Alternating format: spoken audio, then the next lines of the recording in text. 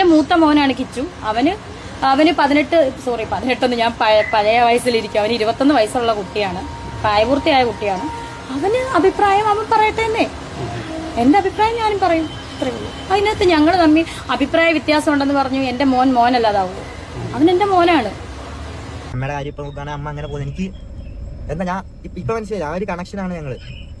അമ്മ വിളിക്കുന്ന വെച്ചാൽ അമ്മ എന്തെങ്കിലും അമ്മയുടെ കാര്യത്തിന് എന്തെങ്കിലുമൊക്കെ ഒരു കണക്ഷൻ ഇല്ല അങ്ങനെ ഞങ്ങൾ തമ്മില്. എന്തെങ്കിലും ഒരു ആവശ്യം അങ്ങനത്തെ. 2004 ഞാൻ ജനിക്കുന്നു.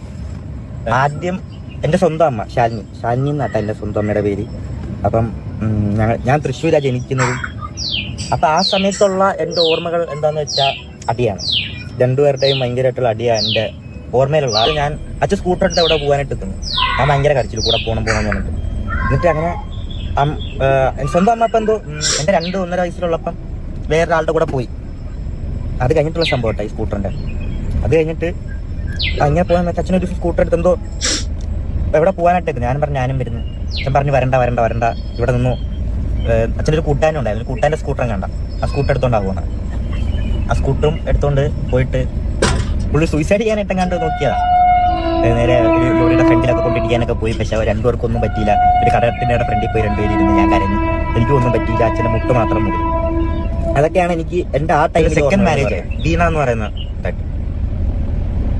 അവരായിട്ടും ഇത് തന്നെയായിരുന്നു. ആ സമയത്ത് അച്ഛനായിട്ട് എനിക്കൊരു കോണ്ടാക്റ്റേ ഇല്ലാതായിപ്പോ. എന്ന് പറഞ്ഞാൽ അച്ഛൻ എപ്പോഴും അവിടെ ആയിരിക്കും. ഈ വീണ എന്ന് പറയുന്നത് അവിടെ ആയിരിക്കും, വീട്ടിലായിരിക്കും. വൈകിട്ട് ഒരു ടൈമുണ്ട്. ആ ടൈമിലെല്ലാം എന്നെ ഒന്ന് കാണും. എനിക്ക് എന്തോ എന്നെ ഭയങ്കരമായിട്ട് ഇങ്ങനെ ഇഷ്ടമല്ലായിരുന്നു അവർക്ക്. ഞാൻ അച്ഛനെ സുതിക്കൂട്ടാന്നൊക്കെ വിളിച്ചോണ്ടിരുന്നത്. അതൊന്നും അവർക്ക് ഇഷ്ടമല്ലായിരുന്നു. അടി ഭയങ്കരമായിട്ടുള്ള അടി, ഭയങ്കര സീന. പിന്നെ അവർക്ക് ഒരു വണ്ടി ഉണ്ടായിരുന്നു. ഒരു വണ്ടിക്കകത്ത് അവർക്ക് കല്യാണം കഴിക്കുന്നതിന് അച്ഛനെ കല്യാണം കഴിക്കുന്നതിന് മുന്നേ അവരുടെ സെക്കൻഡ് മാരേജ് വരുന്നത്. അവർക്കതിൽ ഫസ്റ്റ് 2 പിള്ളേരും ഉണ്ട് അവർക്ക്. സ്കൂട്ടർ എടുത്ത് സ്കൂട്ടർ എടുത്തപ്പം അതിനകത്തൊരു പേരിട്ടിട്ടുണ്ടായിരുന്നു, കുഞ്ഞാറ്റ എന്ന് പറഞ്ഞിട്ട്. അപ്പോഴാണ് ഇങ്ങനെ ഞാൻ അറിയുന്നത്. എനിക്ക് അറിയാവുന്നത് അച്ഛനെ കാണാൻ പറ്റത്തില്ല, ഇങ്ങനെ വൈകിട്ടും എല്ലാം കാണാം. എന്നോട് എന്തോ ഒരു ഇതായിരുന്നു, പ്രശ്നമായിരുന്നു. പിന്നെ അച്ഛൻ വീട്ടിൽ നിന്ന് പിന്നെ അച്ഛനെ എപ്പോഴും എൻ്റെ കൂടെ ഉണ്ടായിരുന്നു. വീണയും അച്ഛനും തമ്മിൽ ഡിവോഴ്സ് കാര്യങ്ങളെല്ലാം ആയി. ഇങ്ങനെ പൈസ കൊടുക്കണം അങ്ങനത്തെ രീതിയിൽ ഒരു വീഡിയോ കോളില് ഇപ്പൊ കാണുന്ന അമ്മയില്ലേ രേണുസുതി, വീഡിയോ കോളിൽ കാണുന്ന ആ ടൈമിൽ ഭയങ്കരമായിട്ട് കമ്പനിയായി അമ്മയായിട്ട്. സൂപ്പറായിരുന്നു ആ ടൈമിൽ. അപ്പം അങ്ങനെ ഒരു ദിവസം അമ്മ ഞങ്ങൾ എറണാകുളത്തേക്ക് പോയിരുന്നു. ഞങ്ങളെ ആദ്യം ഞാൻ കാണാൻ വന്നു. ഇങ്ങനെ കണ്ടു ഭയങ്കരമായിട്ട് കമ്പനിയായി. മനസ്സിലായി? അങ്ങനെ ഒരു ഭയങ്കര കമ്പനിയായി. ഇങ്ങനെ ഒരു ഇതില്ല, ഇങ്ങനെ കമ്പനിയായി. പിന്നെ അച്ഛനും ഇങ്ങനെ എൻ്റെ അടുത്ത് നിന്നിട്ട് ഇങ്ങനെ ഒരു ദിവസം എൻ്റെ അടുത്ത് വെച്ച് ഇങ്ങനെ ഞാൻ കല്യാണം കഴിക്കട്ടെ, നിനക്ക് എന്താണ് പറയാനുള്ളത്? അച്ഛന് ഇഷ്ടമാണോ? ഞാൻ ഇങ്ങനെ വെച്ചാൽ അച്ഛന് ഇഷ്ടമാണോ? നമുക്ക് ആ രീതിയിൽ പറഞ്ഞു.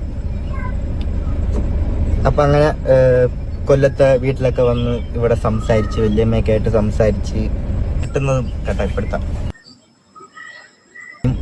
അച്ഛനും അമ്മയും എല്ലാവരും കൊല്ലത്ത് നിൽക്കുന്നു. അതിനിടയ്ക്ക് കൊല്ലത്ത് വെച്ചിട്ട് ചെറിയൊരു വഴക്കായി. ഞങ്ങൾ കോട്ടയം പോകുന്നു. സ്റ്റോറി സ്റ്റാർട്ട്സ് നൗ എന്ന് പറയാം അല്ലേ? ഞാൻ, അച്ഛൻ, അമ്മ, പിന്നെ അവിടുത്തെ രീതിയിൽ ഭയങ്കര ഒരു ഫ്രീഡം. ഞാൻ അച്ഛനെ എപ്പോഴും കാണുന്നു, അങ്ങനത്തെ ഒരു ഇതായി. പിന്നെ ആ ഒരു ഇത് കഴിഞ്ഞ് ഞങ്ങൾ കോട്ടയത്ത് കുറച്ച് കഴിഞ്ഞപ്പോഴത്തേക്കും എന്തൊക്കെയോ എന്തോ എല്ലാവരുടെ ഒരു സ്വഭാവമൊക്കെ ഒരു മാറ്റം. എന്തൊക്കെയോ ഒരു കമ്പ്യൂട്ടറൊക്കെ എടുത്തൊരു റൂമിനകത്ത് ഇങ്ങനെ അതിനകത്ത് ഗെയിം കളിച്ച് എൻ്റെ ലൈഫ് മൊത്തം ഒരു ഭയങ്കരമായിട്ട് ഇങ്ങനെ ആകാൻ തന്നൊരു കാരണം അതുമല്ല, അതും വേറെയാ. ഇതൊക്കെയാണ് ഇതിൻ്റെയൊക്കെ ഒരു തുടക്കം. അവിടെ തൊട്ടെന്നാണ് എൻ്റെ ഒരു ഒരു തുടക്കം. വീട്ടിൽ ഒരു റൂമിനകത്ത് ഇങ്ങനെ കമ്പ്യൂട്ടറും കളിച്ച് ഇങ്ങനെ അതിനകത്ത് എന്ന് പറഞ്ഞാൽ വേറെ കാശില്ല. അച്ഛൻ മാത്രം എൻ്റെ റൂമിൽ എനിക്ക് ഫുഡ് തരും, പോവും. ഇടയ്ക്ക് ഋതപ്പം വല്ലതും റൂമിൽ വന്നിരിക്കും. ഋതപ്പനെ ഞാൻ പിടിച്ച് മടിയിലെത്തി കീബോർഡിലേക്ക് ഋതപ്പം കളിച്ചോണ്ടിങ്ങനെ ഇരിക്കും. ഇത് മാത്രമേ ഉള്ളൂ. ഞാൻ ആ റൂമിൽ നിന്ന് പുറത്തിറങ്ങത്തില്ല, ആരുടെ മിണ്ടത്തില്ല. എന്തെങ്കിലും കടമായി ഇതൊക്കെ പറയണോ? എനിക്ക് കുറെ കാര്യങ്ങളുണ്ട് എനിക്ക് പറയാം. എനിക്ക് എങ്ങനെ പറയണോന്ന് അറിയത്തില്ല എന്തൊക്കെ. മനസ്സിലായോ? അത് ആ ടൈമിൽ ഇങ്ങനെ അച്ഛനാണെങ്കിൽ അച്ഛന് എൻ്റെ ഒരു മെയിൻ സ്വഭാവം നോ പറയാൻ അറിയത്തില്ല ആരുടെ മുന്നിൽ. അത് ഞങ്ങൾക്ക് രണ്ടുപേർക്കും അറിയാം. ഞങ്ങളുടെ കൊള്ളാത്ത സ്വഭാവം അതായിരുന്നു. പുറത്തിറങ്ങത്തില്ല, ആരുടെ മിണ്ടത്തില്ല.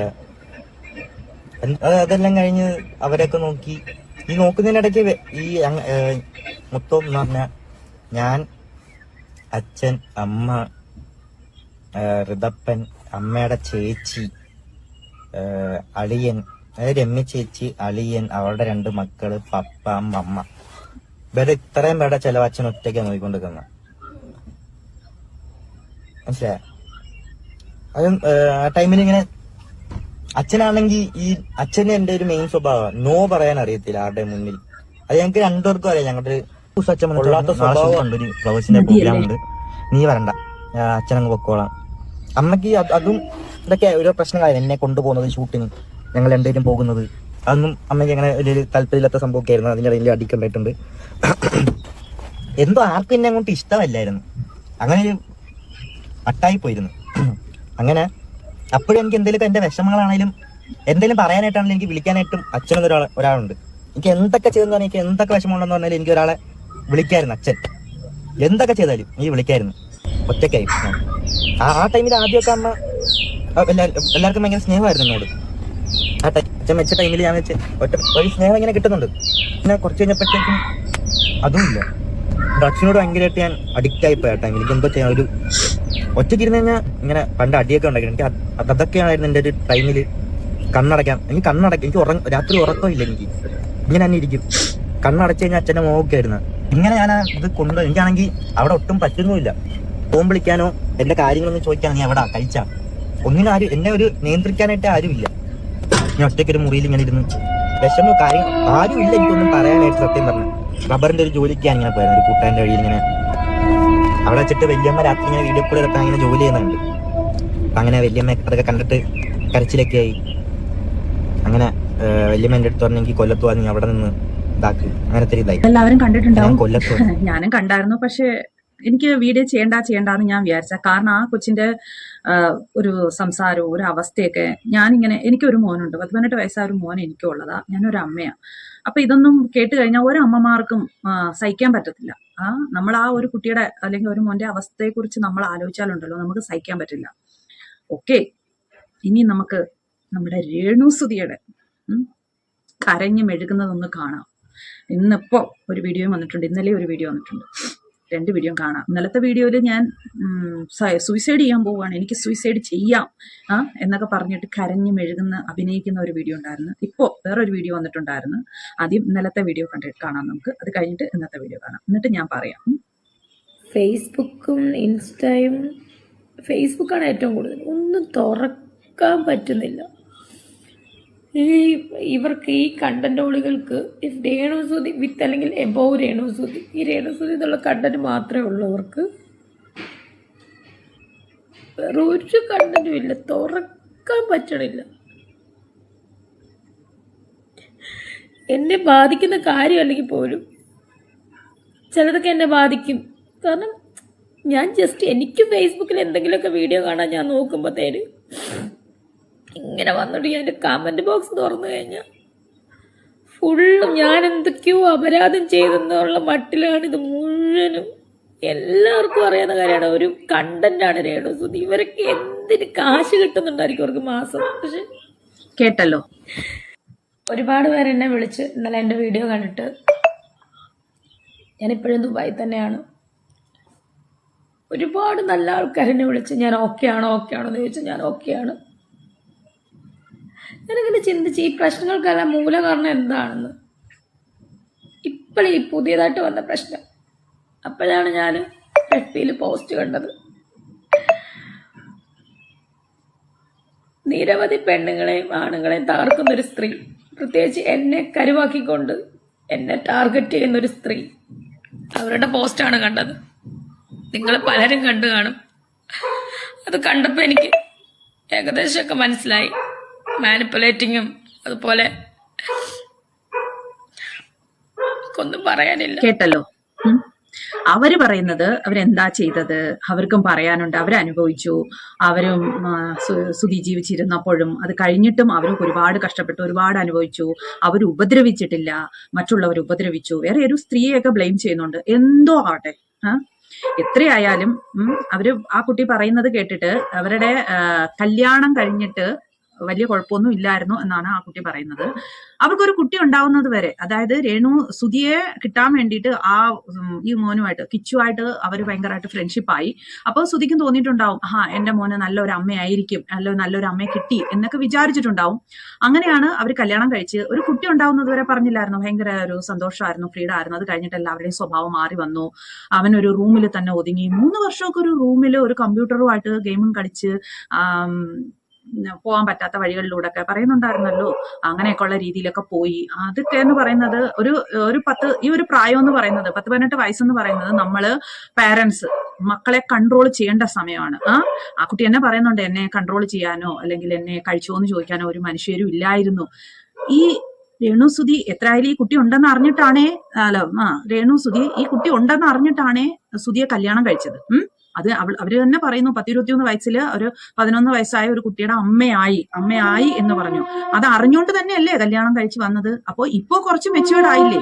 അപ്പൊ സുധി മരിച്ചു കഴിഞ്ഞിട്ടെങ്കിലും ആ കുട്ടിയെ ചേർത്ത് പിടിക്കാമായിരുന്നു. ട്രെയിൻ പോകുന്ന സ്ഥലത്ത് അപ്പോ ആ കുട്ടിയെ ചേർത്ത് പിടിക്കാമായിരുന്നു. ഒറ്റപ്പെടാതെ വിടാതെ ഇരിക്കാമായിരുന്നു. ഇപ്പൊ പറയുന്ന കേട്ടില്ലേ, പൈസ കൊടുക്കാറുണ്ട്, കാപ്പിച്ച പൈസ വല്ലതും ഒക്കെ കൊടുക്കുമായിരിക്കും. അതുമായിരിക്കും പറയുന്നത്, ഞാൻ ആവശ്യങ്ങൾക്കെല്ലാം എടുത്തിട്ടുണ്ട്, അങ്ങനെയൊക്കെ കൊടുത്തിട്ടുണ്ട്. അത്രമാത്രം ഈ രേണുസുതി കിച്ചുവിനെ സ്നേഹിച്ചിരുന്നു എങ്കിൽ ഇപ്പോ കിച്ചു ഇങ്ങനെ വന്ന് പറയില്ലല്ലോ. ഇങ്ങനെ വന്ന് പറയുന്നത് രേണുസുതി ആയാലും സുധിയുടെ വീട്ടുകാരായാലും. അല്ല, ഞാൻ ചോദിച്ചോട്ടെ, ഈ രേണുവിന്റെ വീട്ടിലെ രേണുവിന്റെ ചേച്ചി ഒരു രമ്യ ഉണ്ടല്ലോ, രമ്യയുടെ ഹസ്ബൻഡിന് ജോലിക്ക് പോയാൽ എന്തിനാ ഇവിടെ വന്ന് അട്ടിപ്പേറ് കിടക്കുന്നത്? ആ കിച്ചുനെ കൂടെ ഈ വീട്ടിൽ നിർത്തിക്കൂടായിരുന്നോ? ഈ രേണുവിനൊരു സഹായമെങ്കിലും ആവത്തില്ലായിരുന്നോ? അത് ഇത്തിരി മുതിർന്ന ഒരു കുട്ടിയല്ലേ. അതിനെ കൂടെ ചേർത്ത് പിടിച്ചുകൂടായിരുന്നു. അവൻ അമ്മയായി എന്ന് പറയുന്നുണ്ടല്ലോ. അപ്പോ അറിഞ്ഞുകൊണ്ട് വന്നപ്പോ ഇപ്പോ സുധി മരിച്ചതിന് ശേഷവും ആ കുട്ടിയെ ചേർത്ത് പിടിച്ച് ആ കുട്ടിയെ കൂടെ ഇവരുടെ കൂടെ കൊണ്ടുപോയിക്കൂടായിരുന്നോ? എന്തിനാ അതിനെ കൈവിട്ടത്? അതുകൊണ്ടല്ലേ ഇപ്പൊ അത് വന്ന് ഇങ്ങനെ പറയുന്നത്. ഇവർക്ക് ഇത്രയും സൗഭാഗ്യങ്ങളും എല്ലാം കിട്ടി, പക്ഷേ അതിനൊന്നും കിട്ടിയില്ല. അതിപ്പോ ഞാനിങ്ങനെ കുറെ ഇങ്ങനെ അന്വേഷിച്ചൊക്കെ നോക്കിയപ്പോ, അതായത് ഒരുപാട് വീഡിയോസിലൂടെ ഒക്കെ ഇങ്ങനെ സെർച്ച് ചെയ്തൊക്കെ നോക്കിയപ്പോ അറിഞ്ഞത്, 24 ചാനലുകാരാണ് ആ കൊച്ചിന്റെ പഠിത്തം എല്ലാം നോക്കിക്കൊണ്ടിരിക്കുന്നതെന്നാ പറഞ്ഞത്. പക്ഷെ ഒന്നും കൊടുക്കുന്നില്ല എന്നാ ഞാൻ അറിഞ്ഞത്. ഒന്നും കൊടുക്കുന്നില്ല. അതിന്റെ കാര്യം വളരെ കഷ്ടമാണ്. അത് ഈ വീഡിയോ ഒക്കെ ഇട്ട് അതിന് ഒരു യൂട്യൂബ് ചാനലുണ്ടല്ലോ കിച്ചുവിന് യൂട്യൂബ് ചാനലിൽ നിന്ന് കിട്ടുന്ന തുച്ഛമായ പൈസ കൊണ്ടൊക്കെയാണ് അതിന്റെ കാര്യങ്ങളൊക്കെ പോകുന്നതെന്നൊക്കെയാണ് ഇങ്ങനെ അറിയുന്നത്. നമ്മളൊരു 10-18-20 വയസ്സായ ഒരു കുട്ടിയെ നമ്മള് അച്ഛനായാലും അമ്മയായാലും, അച്ഛനില്ല എന്നുണ്ടെങ്കിൽ അമ്മയായാലും അവനെ നമ്മൾ ചേർത്ത് പിടിക്കണം. അപ്പൊ പറയുന്ന കേട്ടില്ലേ, അതിന്റെ ഒരു അവസ്ഥ ചിന്തിക്കാൻ പോലും വയ്യ. അപ്പോ എത്ര ആയാലും രേണുസുതി ചേർത്ത് പിടിക്കണമായിരുന്നു. അതാണ് അവര് ചെയ്ത തെറ്റ്. ഓക്കെ, അവരവരുടെ ഇഷ്ടത്തിന് എങ്ങനെയാന്ന് വെച്ചാൽ ജീവിച്ചോളൂ, മാന്യമായ രീതിയിൽ ജീവിക്കൂ. അപ്പൊ ആരും ഒന്നും പറയത്തില്ലല്ലേ, ഈ അഴിഞ്ഞാടിയും വല്ലവന്മാരുടെയും തൊള കയറി നടക്കാതെ നല്ല മാന്യമായിട്ട് ജീവിക്കൂ. ആ കൊച്ചിനെയും കൂടെ കിച്ചുവിനെയും കൂടെ ചേർത്ത് പിടിച്ച് അവർക്ക് സന്തോഷമായിട്ട് ജീവിക്കായിരുന്നല്ലോ. ഞാൻ കഴിഞ്ഞ വീഡിയോയിൽ പറഞ്ഞ കണക്ക് തന്നെ അവർക്ക് എന്തെല്ലാം കാര്യങ്ങൾ ചെയ്ത് പൈസ ഉണ്ടാക്കി ജീവിക്കാൻ അനുഭവിച്ചു. എല്ലാ മനുഷ്യർക്കും ബുദ്ധിമുട്ടുകളും, ഒരു ഭർത്താവ് മരിച്ചു കഴിഞ്ഞു കഴിഞ്ഞാൽ എല്ലാ സ്ത്രീകൾക്കും ബുദ്ധിമുട്ടുകൾ ഒക്കെ ഉണ്ടാവും. മക്കളെ വളർത്താനായിട്ടൊക്കെ പാട് തന്നെ. പിന്നെ എന്തിനാണ് ഈ മക്കളെ വളർത്താനാണ് ഞാൻ ഇതെല്ലാം ചെയ്യുന്നത്, എന്തിനാണ് ഇവർ ഈ പറയുന്നത്? അതിന്റെ ആവശ്യം എന്താണ്? വളരെ തെറ്റാണ് ഇപ്പൊ കാണിച്ചത്. ഇപ്പൊ വന്നിരുന്ന് കരഞ്ഞു മെഴുകുന്ന കാരണം എല്ലാ സത്യങ്ങളും എല്ലാവരും അറിഞ്ഞു. കിച്ചു വന്ന് എല്ലാ സത്യങ്ങളും എല്ലാവരോടും പറഞ്ഞപ്പോ എല്ലാവരും സത്യങ്ങൾ അറിഞ്ഞു. ഇനി അവള് ഒരു സെന്റിമെന്റ്സ് കാണിച്ച് എന്നെ ഒരുപാട് പേര് വിളിച്ചു. ആരാ വിളിച്ചത്? ഇവളെ കണക്കുള്ള ആരെങ്കിലും ഒക്കെ ആയിരിക്കും. അല്ലാതെ നല്ല മനുഷ്യരൊന്നും ഇവളെ വിളിക്കാനോ നിൽക്കാനോ ചെയ്യില്ല. കാരണം ഇവർ കാണിച്ചു കൂട്ടുന്നതും കാണിച്ചു കൂട്ടിക്കൊണ്ടിരിക്കുന്നതും അത്ര ചീത്ത കാര്യങ്ങളാണ്. അല്ലാന്ന് ആർക്കെങ്കിലും പറയാമോ? പിന്നെ അവരെ കണക്കുള്ള ആൾക്കാരൊക്കെ അവരെ വിളിക്കുന്നുണ്ടാവും, സംസാരിക്കുന്നുണ്ടാവും. എന്നെ ഒരുപാട് ആൾക്കാർ വിളിച്ചു, ഞാൻ ഓക്കെ ആണോ എന്ന് ചോദിച്ചു എന്നൊക്കെയാ പറയുന്നത്. ആ കൊച്ചിനെ ആര് വിളിച്ച് അന്വേഷിക്കുന്നു? ആ കൊച്ച് ഓക്കെ ആണോ, കിച്ചു ഓക്കെ ആണോ എന്ന് ഒരു പ്രാവശ്യമെങ്കിലും നീ അന്വേഷിച്ചിട്ടുണ്ടോ? അതായത് രേണുസുതി അന്വേഷിച്ചിട്ടുണ്ടോ? എന്നിട്ടിപ്പോ ഞാൻ രേണു ഓക്കെ ആണോ എന്ന് രേണുവിനെ ഒരുപാട് ആൾക്കാർ വിളിച്ച് ചോദിച്ചു എന്ന് പറയുന്നുണ്ട്. നാണമില്ലേ സ്ത്രീയെ നിങ്ങൾക്ക്? ആ കൊച്ച് 10-21 വയസ്സായ 21 വയസ്സും കൊണ്ടുണ്ട്. അത് ഓക്കെ ആണോ എന്ന് നീ വിളിച്ച് ചോദിച്ചിട്ടുണ്ടോ?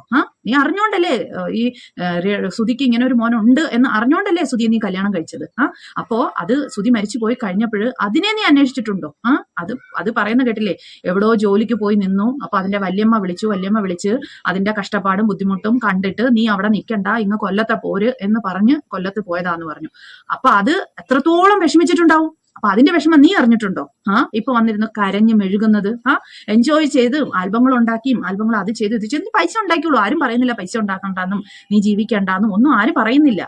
പിന്നെ ആ ഒരു ഫാദർ വെച്ചു കൊടുത്ത സ്ഥലം കൊടുത്ത് ഫിറോസ് എന്ന് പറയുന്ന അയാൾ വെച്ച് കൊടുത്ത വീട്ടിനകത്ത് ആരാ താമസിക്കുന്നത്? ആ നിന്റെ ചേച്ചിയും കുടുംബവും, നിന്റെ അച്ഛനും അമ്മയും താമസിക്കോട്ടെ, ഓക്കെ, അവര് താമസിച്ചോട്ടെ, കുഴപ്പമൊന്നുമില്ല. പക്ഷെ നിന്റെ ചേച്ചിയും ചേച്ചിയുടെ ഭർത്താവൊക്കെ അവിടെ വന്ന് കിടക്കുന്നത് എന്തിനാ? ഞാൻ വീഡിയോയിൽ കണ്ടായിരുന്നു, അവര് രേണു സുധി മരിച്ചു കഴിഞ്ഞപ്പം അവിടെ പോയി, അതായത് ആ ഹോസ്പിറ്റലിൽ ആ സുധിയെ കാണാൻ പോയപ്പോ, ഈ കൊച്ചിനെയും കൊണ്ട് പോയപ്പോ 5 സ്റ്റാർ ഹോട്ടലിൽ കയറി മിഷ്ടാനും ഭക്ഷണവും കഴിച്ചിട്ടാ പോയെന്ന് ഈ രേണു സുധിയുടെ ചേച്ചിയുടെ ഭർത്താവൊക്കെ. നാണമില്ലല്ലോ. നിങ്ങളൊക്കെ ഒരു മനുഷ്യനാണ്. കഷ്ടം. കണ്ടിട്ട് നിങ്ങളുടെ അഭിപ്രായം എന്താണെന്ന് വെച്ച് കഴിഞ്ഞാൽ പറയൂ. എന്റെ അഭിപ്രായമാണ് ഞാൻ പറഞ്ഞത്. ഇനി നിങ്ങൾ നിങ്ങളുടെ അഭിപ്രായം പറയൂ. വളരെ സങ്കടം തോന്നിയ ഒരു വീഡിയോ ആണ്. ഞാൻ കണ്ടിട്ട് കുറേ ഇരുന്ന് കരഞ്ഞു. എന്നിട്ട് ഞാൻ 2 ദിവസമായിട്ട് ഞാൻ ആലോചിച്ച് വീഡിയോ ഇടണോ. പിന്നെ അവക്കടെ കരഞ്ഞ് മെഴുകൽ കണ്ടപ്പോൾ വിചാരിച്ചു എന്തായാലും ഇടാം എന്ന് വിചാരിച്ചു. അപ്പൊ നിങ്ങൾ നിങ്ങളുടെ അഭിപ്രായങ്ങൾ പറയൂ.